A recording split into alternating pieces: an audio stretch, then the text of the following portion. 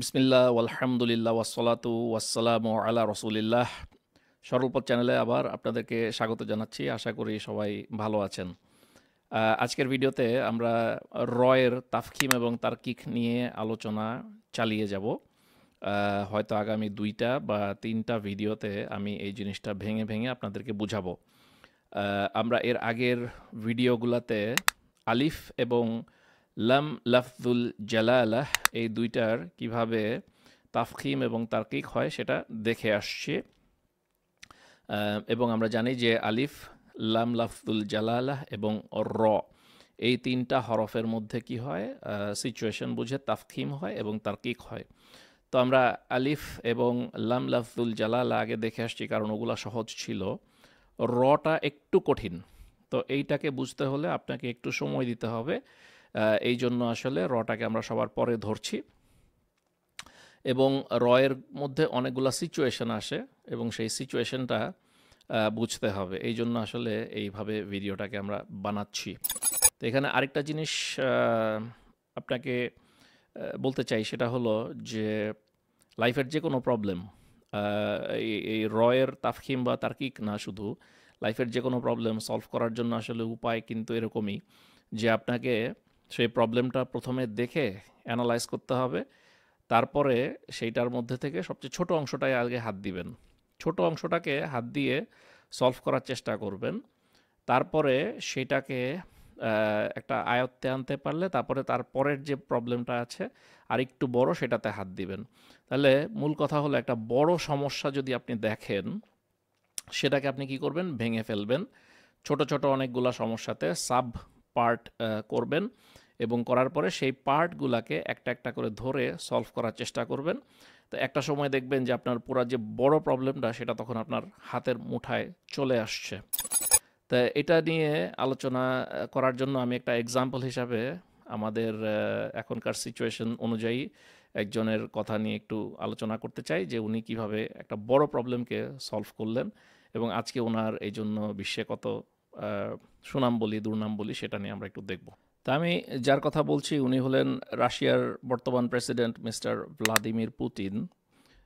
তো রয়ের আলোচনায় ওনার নামটা আমি এই জন্য নিয়ে আসছি যে আমরা র সুকুনের তাফখিম তার্কিক নিয়ে আলোচনা করছি। তো ভ্লাদিমির নামটা যদি আপনি আরবিতে লিখেন, তাহলে কিন্তু সেখানেও নামের শেষে র আসে এবং সেই রয়ের উপর একটা সুকুন থাকে।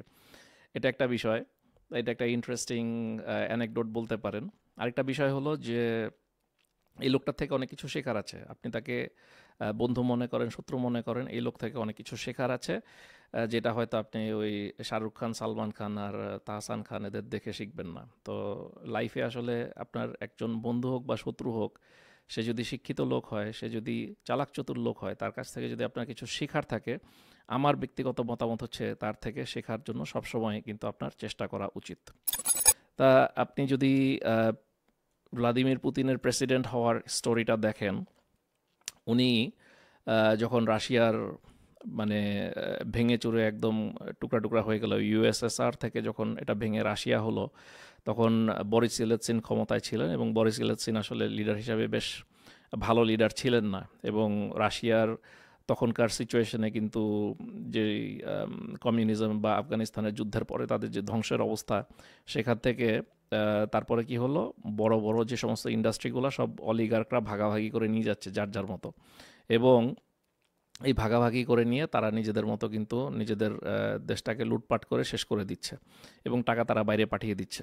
তো পুতিন নিজের চোখে দেখছে যে তার দেশটা আস্তে আস্তে নষ্ট হয়ে যাচ্ছে এবং বিদেশিরা তার দেশের সব সম্পত্তি খেয়ে ফেলছে। তো তখন থেকে তার মধ্যে কিন্তু এক ধরনের স্পৃহা কাজ করলো যে কিভাবে করে আমি আমার দেশটাকে আবার কন্ট্রোলে আনবো, পুরো রাশিয়াকে একত্রিত করব। তো এই সময় এটা একটা বড় প্রবলেম তার জন্য, এটা একটা হিউজ প্রবলেম, কারণ রাশিয়ার বিরুদ্ধে তখন সমস্ত পশ্চিমা বিশ্ব কাজ করছে। তো পুতিন কি করলো, সে এই এই স্টাইলটা ফলো করলো, বা এই স্টাইলটা যে কেউই ফলো করে আসলে, যে প্রবলেমের ছোট অংশটাকে আগে ধরবো, সেটাকে সাইজ করব, তারপর আর একটু বড় অংশে যাব, এভাবে করে। তো উনি প্রথমে বরিস ইয়েলৎসিনের সাকসেশন প্ল্যানে ঢুকলো। তো ইয়েলৎসিন পার্টিতে ঢুকে তাকে নমিনেট করালো, এবং সেখান থেকে উনি তারপরে কি করলো, যত পলিটিক্যাল ছোট ছোট পার্টি ছিল সবগুলাকে একসাথে করে নিজের একটা পার্টি করলো। হ্যাঁ, তাহলে কি হলো? এটা একটা ছোট প্রবলেম। ছোট প্রবলেমকে উনি সলভ করলো। এরপরে কি দেখলো যে রাশিয়ার মধ্যে সেন্ট্রালাইজেশন নাই। রাশিয়ার বিভিন্ন জায়গার যত গভর্নরদের ক্ষমতা অনেক বেশি এবং তারা সেন্ট্রাল গভর্নমেন্টের কথা শুনে না। তাহলে এটা আরেকটু বড় একটা প্রবলেম। এবং উনি তখন কি করলো? উনি এই গভর্নরদের ক্ষমতা অল্প, অল্প, অল্প, অল্প করে নষ্ট করে দিল। নষ্ট করে দিয়ে সমস্ত গভর্নরদেরকে কিন্তু উনি ওনার কবজায় নিয়ে আসলো এবং এভাবে করে সেন্ট্রাল গভর্নমেন্টের ক্ষমতা উনি আবার বাড়ালো। তারপরে কি করলো? অলিগার্কদেরকে কন্ট্রোল করলো।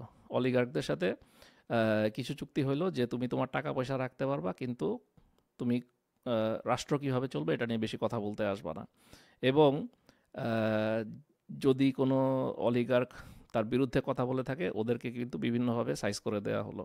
তো এইভাবে করে কি করা হলো দেখেন, প্রথমে কিন্তু উনি অলিগার্কদেরকে হাত দেয় নাই, কারণ অলিগার্করা শত শত হাজার হাজার কোটি রুবলের মালিক।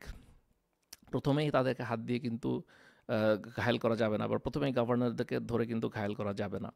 তো এই যে বড় একটা প্রবলেম যে রাশিয়াকে ভেঙে টুকরা টুকরা হয়ে যাওয়া দেশটাকে একত্র করা, একীভূত করা এবং একটা পশ্চিমা বিশ্বের পরাশক্তির সামনে রাশিয়াকে আবার শক্তিশালী রাষ্ট্র হিসাবে দাঁড় করানো, এটা একটা হিউজ প্রবলেম ছিল।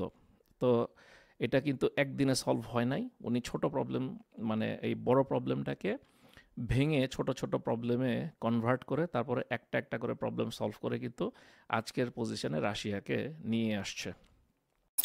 তা আমাদের সাথে তাদের বন্ধু সম্পর্ক থাকুক আর শত্রু সম্পর্ক থাকুক, তাদের থেকে সবসময় আমাদের কিছু না কিছু কিন্তু শেখার আছে, যেটা পশ্চিমা বিশ্বের জন্যও সত্যি, রাশিয়ার জন্যও সত্যি, চীনের জন্যও সত্যি। আমাদের শেখার মানসিকতাটা থাকতে হবে। এখান থেকে আমরা যে শিক্ষাটা নিচ্ছি সেটা হলো যে বড় সমস্যা দেখলে ভয় পাবেন না। সো আপনার কাছে মনে হতে পারে যে রয়ের যে সুকুন, এখানে এই তাফকিম করব, তার্কিক করব, অনেক কষ্ট। আসলে কষ্ট না। বিষয়টা হলো এটাকে ছোট ছোট ভাগে ভেঙে ফেলবেন। ভেঙে ফেলার পরে কিন্তু এটা আপনার জন্য খুব সহজ হয়ে যাবে। আশা করি বিষয়টা বুঝতে পেরেছেন। তো এবারে আসি রয়ের আলোচনায়। এবং র এটা তাফখিম করব নাকি তার্কিক করব সেটার জন্য আমাকে আসলে কয়েকটা বেসিক জিনিস মনে রাখতে হবে। যার মধ্যে একটা হচ্ছে যে রয়ের অবস্থান, অর্থাৎ একটা যে শব্দ আমরা বানাচ্ছি সেখানে কয়েকটা হরফ থাকে। সো সেই হরফের মধ্যে রয়ের অবস্থানটা কোথায় হতে পারে? শুরুতেও হতে পারে, মাঝেও হতে পারে, আবার শেষেও হতে পারে। তো এই জিনিসটাকে আমাদের খেয়াল রাখতে হবে। যেমন শুরুতে যদি আমরা দেখি যে র দিয়ে শুরু হলো একটা শব্দ, তাহলে একটা শব্দ আমরা যদি চিন্তা করি, যেমন রুজিকু, রুজিকু, রুজিকু, তাহলে এখানে কি হচ্ছে? র দিয়ে শব্দটা শুরু হচ্ছে। এরপর আমরা যদি মাঝে দেখি, মির আন, মির আন, তাহলে এখানে র কি হলো? র হচ্ছে মাঝখানে পড়লো। আরেকটা যদি আমরা দেখি ইশরুনা, ইশরুনা, তাহলে মির আনে র ছিল দ্বিতীয় শব্দ, ইশরুনা এখানে র হচ্ছে তৃতীয় শব্দ। মানে রয়ের যে পজিশনটা সেটা হচ্ছে শব্দের মাঝামাঝি কোথাও। আরেকটা সিচুয়েশন হতে পারে যেখানে র আসবে শব্দের শেষে, যেমন কি আল কমার, আল কমার, এখানে র সবার শেষে আসছে, অর্থাৎ শব্দের সবগুলা হরফের শেষে আসছে। অথবা ইন্নাল আবরর, ইন্নাল আবরর, এখানেও কিন্তু র সবার শেষে আসছে। তো এই জিনিসটা মাথায় রাখতে হবে আমাদেরকে যে রয়ের পজিশনটা কিন্তু বিভিন্ন জায়গায় হতে পারে। আরেকটা জিনিস মনে রাখতে হবে যে আপনি কিন্তু কখনো শব্দের মাঝখানে ব্রেক নিতে পারেন না। আপনি একটা আয়াত পড়ার সময় যদি, বিশেষ করে যদি লম্বা আয়াত হয়, তাহলে আপনি কিন্তু সেই আয়াত পড়ার সময় ব্রেক নিতে পারেন। ব্রেক নিয়ে, অর্থাৎ একটা জায়গায় আপনি থেমে তারপরে আবার শুরু করতে পারেন এবং খেয়াল করবেন যেন আয়াতের অর্থটা নষ্ট না হয়ে যায়। যে কোনো জায়গায় থামা যাবে না, ওইটা হিসাব করে খেয়াল করে থামতে হবে, কিন্তু আয়াতের মধ্যে থামা সম্ভব। একটা শব্দের মাঝখানে কখনোই কিন্তু থামা সম্ভব না। যদি আমরা বলি ইশরুনা, আবার যদি ওই একটা শব্দ আমরা নিই ইশরুনা, তাহলে আমাকে পুরা ইশরুনা এটা পড়তেই হবে। ইশরু বলে আমি থামতে পারবো না। এটা আরবিতে গ্রামারে অ্যালাউ করে না। বাংলায়ও আসলে আমরা এই ধরনের কাজ করি না। যেমন আপনি বলবেন আমি ভাত খাই, আপনি যদি বলেন আমি তাহলে এটার কোনো মিনিং দাঁড়ালো না। তো এইভাবে করে আপনাকে মিনিংফুল কিছু করতে হলে শব্দের মাঝখানে থামা আপনার জন্য অ্যালাউড না, বা আপনার সেই পারমিশনটা কিন্তু নাই, এটা মাথায় রাখতে হবে। আম, আমরা এখন একটা ভিডিও থেকে দেখে নেই যে এই যে আয়াতের মাঝখানে থামার যে স্টাইলটা সেটা কিভাবে হয়, সেটা আমি এখন আপনাদেরকে একটু দেখাচ্ছি। فما كان دعواهم إذ جاءهم بأسنا إلا أن قالوا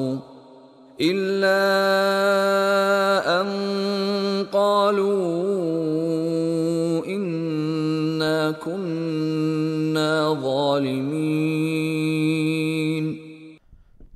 এরপরে আরেকটা জিনিস আমরা একটু আলাপ করে নিই, সেটা হচ্ছে যে আগের ভিডিওগুলো আপনারা যখন দেখছেন সেখানে কিন্তু আমি বারবার একটা জিনিস শেয়ার করার চেষ্টা করছি, সেটা হলো ফাতহা এবং দম্মা এটার পাওয়ার বেশি এবং এর কারণে কিন্তু তাফখিম হয়, অর্থাৎ ভারী হয়ে যায়।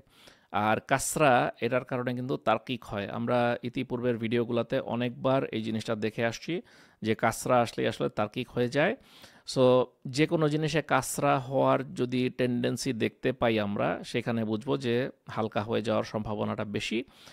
আর ফাতহা এবং দম্মা থাকলে সেখানে তাফখিম হওয়ার সম্ভাবনাটা অনেক অনেক বেশি। এইটুকু মাথায় নিয়ে আমরা যদি এই এই আলোচনাটা করতে নামি, তাহলে আসলে আমাদের জন্য বোঝাটা সহজ হয়ে যাবে।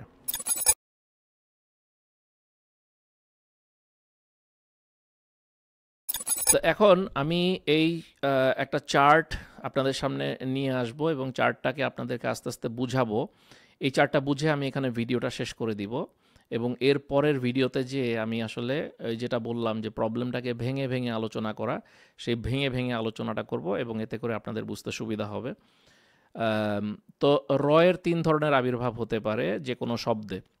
একটা কীরকম হতে পারে যে রয়ের হারাকাত থাকবে, রয়ের উপরে হারাকাত থাকবে, অর্থাৎ রয়ের উপরে সুকুন হবে না। রয়ের উপরে হয় ফাতহা থাকবে, না হলে দম্মা থাকবে, না হলে কাসরা থাকবে।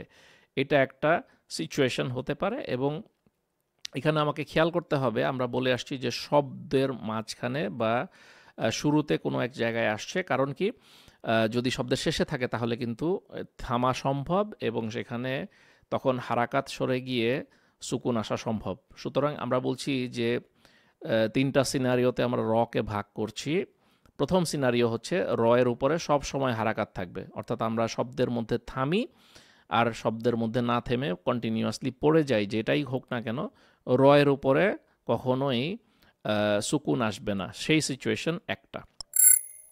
2 নাম্বার সিচুয়েশন হচ্ছে যে রয়ের উপরে সব সময় সুকুন থাকবে, আপনি থামেন অথবা না থামেন রয়ের উপরে সব সময় সুকুন থাকবে। আর তৃতীয় সিচুয়েশন হচ্ছে আপনি যদি থামেন তাহলে রয়ের উপরে সুকুন আসবে, আর আপনি যদি না থামেন, আপনি যদি পড়তে থাকেন তাহলে রয়ের উপরে হারাকাত থাকবে। এটা হলো তৃতীয় সিচুয়েশন। তো এর মধ্যে প্রথম এবং তৃতীয় এই দুইটা সিচুয়েশন একটু সহজ বোঝা। তাহলে আমরা যেটা বললাম যে প্রবলেমটাকে, একটা বড় প্রবলেমকে ভেঙে ছোট করে আমরা বোঝার চেষ্টা করব। এই জন্য আমরা যেটা করব, আগামী ভিডিওতে সিনারিও 1 এবং সিনারিও 3 বা সিচুয়েশন 1 সিচুয়েশন 3 এই দুইটা নিয়ে আলোচনা করব। তারপরের ভিডিওতে সিচুয়েশন 2 অথবা সিনারিও 2 যেটাই বলি না কেন, দ্বিতীয় সিচুয়েশন যেটা, সেটা নিয়ে আলোচনা করব। সেইটা সবচাইতে বেশি কমপ্লিকেটেড। আমরা ছোট ছোট প্রবলেমগুলোকে আগে ধরে ভেঙে আমাদের নিজের মতো সাইজ করে নিয়ে আসব, নিজের বুদ্ধিতে নিয়ে আসব, তারপরে আমরা বড়টায় হাত দিব। তাহলে যেটা বলছিলাম যে রয়ের হারাকাত থাকবে শব্দে, আমি থামি আর না থামি, এটা সম্ভব শুধুমাত্র 2টা সিচুয়েশনে, শব্দের শুরুতে আসবে অথবা মাঝে র আসবে। যেমন ধরেন রিআ আন্নাস, এরকম একটা আয়াত যদি আমি বলি রিআ আন্নাস, তাহলে আপনি রিআ আ এখানে থামতে পারেন চাইলে। তার মানে রয়ের উপরে যে রয়ের নিচে যে কাসরা আছে সেটা কিন্তু নষ্ট হবে না বা সেটা কিন্তু সুকুন কখনোই হবে না। এটা হলো বুঝতে হবে আমাদেরকে। এরপরে রয়ের উপরে সুকুন থাকবে এবং আপনি থামেন বা কন্টিনিউ করেন, কিছু আসে যায় না, রয়ের উপরে সুকুন থাকবে। এটার একটা এক্সাম্পল কি হতে পারে, যেমন ওয়ালা তুসইর খদ্দাকা, ওয়ালা তুসইর খদ্দাকা, এখানে র আসছে শব্দের শেষে, ওয়ালা তুসইর, এবং এরপরে শব্দ হচ্ছে খদ্দাকা, কিন্তু তুসইর এটা আপনি এখানে থামেন অথবা না থেমে ওয়ালা তুসইর খদ্দাকা পুরাটা পড়েন, যেটাই করেন না কেন তাহলে কিন্তু রয়ের উপরে যে সুকুন সেটা থেকে যাচ্ছে। আমি আবার দেখাচ্ছি, ভেঙে পড়লে কি হবে, ওয়ালা তু সঈর খদ্দাকা, তাহলে এটা হলো ব্রেক নিয়ে পড়লাম। আর যদি ব্রেক না নিয়ে পড়ি, ওয়ালা তু সঈর খদ্দাকা, এখানে ব্রেক না নিয়ে পড়লাম, দুইটা সিনারিওতেই কি হচ্ছে, রয়ের উপরে কিন্তু সুকুনটা রয়ে যাচ্ছে। তাহলে এটা হলো দ্বিতীয় সিনারিও, যেখানে রয়ের উপরে সবসময় সুকুন থাকবে। আর আমরা যদি লাস্টের সিনারিওটা দেখি, যেখানে র থামলে সুকুন হবে আর না থামলে হারাকাত হবে, এখানে কি হচ্ছে, এটা শুধুমাত্র র আসবে শব্দের শেষে। যেমন সূরা আল ফাজরের 2 নম্বর আয়াত দেখতে পাচ্ছি, ওয়ালায়ালিন আশর, ওয়ালায়ালিন আশর। আমি এখানে থামছি বলে আমি পড়ছি লায়ালিন আশর, কিন্তু আমি যদি কন্টিনিউ করে পড়ে যাই তাহলে আমি বলবো ওয়ালায়ালিন আশরিন, এবং তারপরের আয়াতে আমি চলে যাব না থেমে। তা এই হলো বোঝার বিষয়, যে এখানে আমি যদি থামি তাহলে সুকুন হচ্ছে, আর আমি যদি না থামি তাহলে এখানে কাসরাতান হচ্ছে, অর্থাৎ হারাকাত থেকে যাচ্ছে।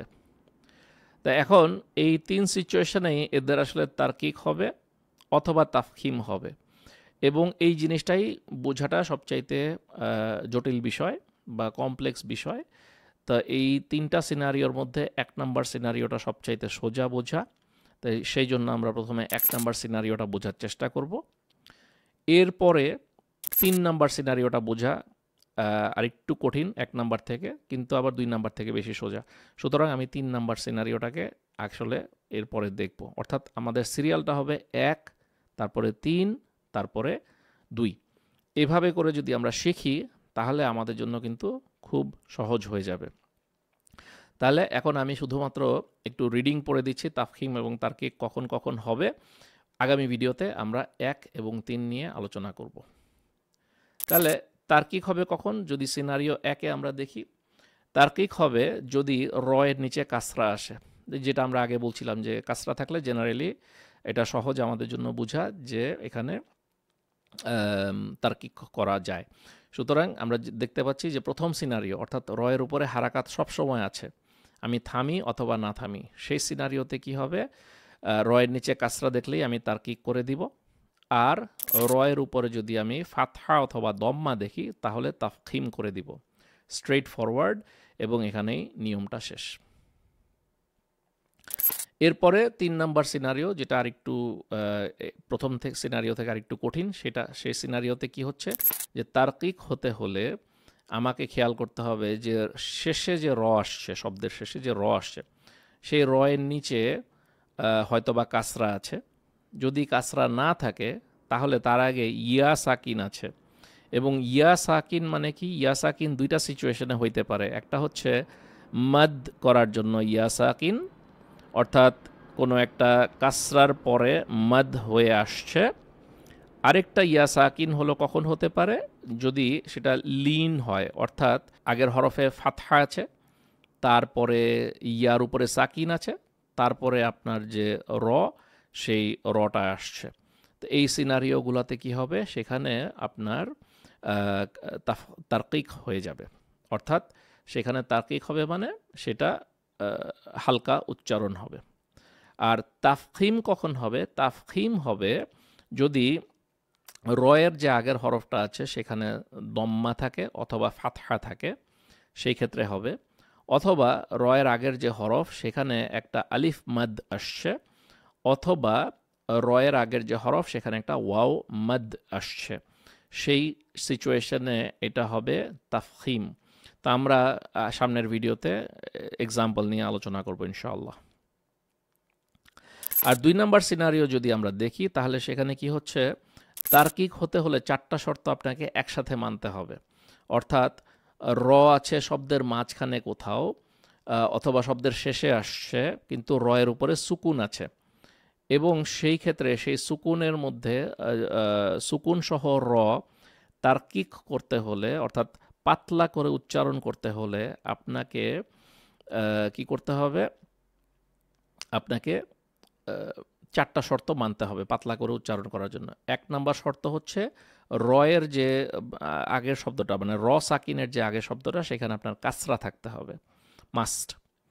দ্বিতীয় শর্ত হচ্ছে কাসরা থাকলেই শুধু হবে না, সেই কাসরাটা অরিজিনালি ওই শব্দের একটা অংশ হইতে হবে। এবং তৃতীয় শর্ত হচ্ছে যে একই শব্দে সাকিন, সাকিন এবং অরিজিনাল যে কাসরা সেটা একই শব্দের মধ্যে থাকতে হবে, অর্থাৎ দুইটা আলাদা আলাদা শব্দে আছে সেটা হলে হবে না, একই শব্দে থাকতে হবে।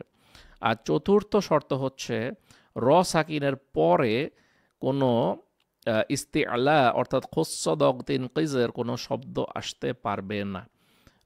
তো এই চারটা শর্ত যখন একসাথে মানা হবে তখন শুধুমাত্র সাকিনওয়ালা শব্দে আমরা তারকিক করব।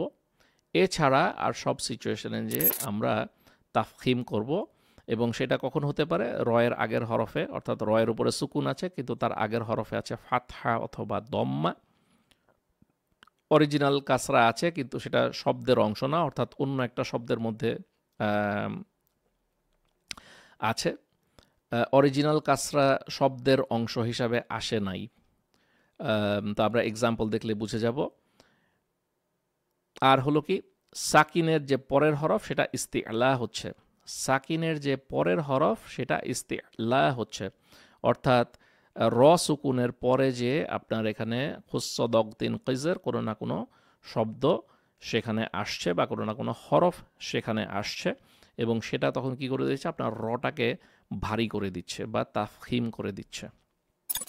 তো ইনশাআল্লাহ আগামী ভিডিওতে আমি সিনারিও 1 এবং সিনারিও 3 নিয়ে আলোচনা করব, এবং সেখানে আমরা তাফখিম এবং তারকিক দেখব। তারপরের ভিডিওতে ইনশাআল্লাহ আমরা সিনারিও 2 নিয়ে আলোচনা করব। তো আগামী ভিডিওতে আপনাদের সাথে দেখা হবে। সকলে ভালো থাকবেন, সুস্থ থাকবেন। ইনশাআল্লাহ আমরা রয়ের আলোচনাটা চালিয়ে যাব। আসসালামু আলাইকুম ওয়া রাহমাতুল্লাহি ওয়া বারাকাতুহু।